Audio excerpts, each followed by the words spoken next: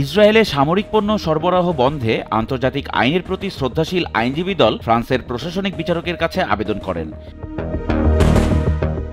আইনজীবী দলটি জানান, সুইডিশ কোম্পানি এলবিট সিস্টেম ফ্রান্সের বিমানবন্দর রইসি চার্লস ডি গল দিয়ে ইসরায়েলে সামরিক পণ্য পরিবহন স্থগিত করার জন্য ফ্রান্সের মন্ট্রিলের প্রশাসনিক আদালতে জরুরি আবেদন দাখিল করেন। আইনজীবীর দল আরও জানান, গাজা উপত্যকা ও ইরান যুদ্ধে ইসরায়েলি সেনাবাহিনীর প্রধান সমরাস্ত্র সরবরাহকারী প্রতিষ্ঠান Elbit system company.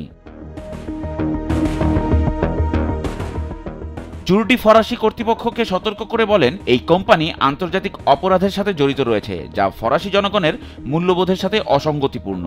Swedish company Elbit system গাজায় স্থল অভিযান চালানোর জন্য ইসরায়েলকে সাঁজোয়া যানসহ আরও বিভিন্ন সমরাস্ত্র সরবরাহ করে থাকে।